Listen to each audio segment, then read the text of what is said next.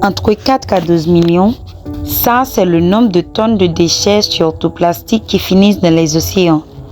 Selon l'OMS, nous sommes plus de 99% de la population à respirer un air avec un taux élevé de polluants. Et 34 milliards, c'est la somme de tonnes ahurissantes de CO2 émis par année dans le monde entier. Le monde est en flux en crise par faute de plusieurs choses, dont le manque de gestion en particulier des déchets peut être mis en compte. Le monde est en crise et Haïti en est loin d'être exclu de ce malheur. Quand sur les reliefs de cette terre montagneuse, l'eau du ciel se fait sentir, ce sont surtout vers le bas des villes que les résultats les plus coriaces se font sentir. C'est un peu de ce sens que la sordide expression de Négan ou Négamba trouve un peu plus de son sens logiquement insensé. Ceux du plus haut déversent leurs déchets dans le ravin le plus proche. Un peu plus bas se fait la même chose, jusqu'à ce que ces fatras finissent au niveau zéro, où, coïncidence douteuse, se trouvent ainsi les gens les plus bas de l'échelle nationale.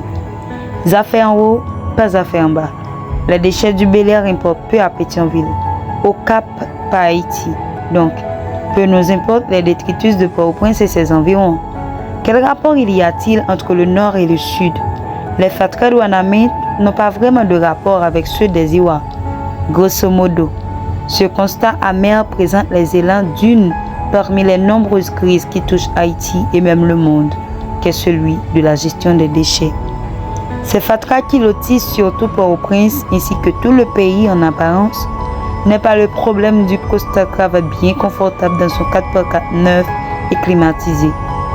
Mais en réalité, il goûtera l'addition par ce piéton qui finira dans son salon ou même dans son assiette via les produits de cette marchande confortablement installée près d'un lot de sucre que vous savez. Si nos nappes phréatiques qui se polluent par d'innombrables déchets est la faute d'un groupe spécifique, l'addition ne fera pas exception. Nous finirons tous, de près ou de loin, à consommer cette même eau.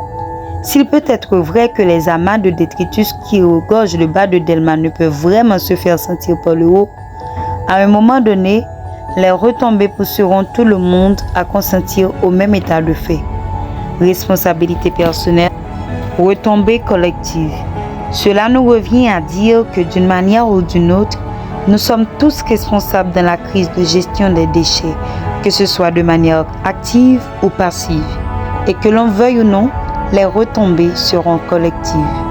Donc, à chacun de nous l'obligeance de porter sa pierre à l'édifice afin de trouver une solution.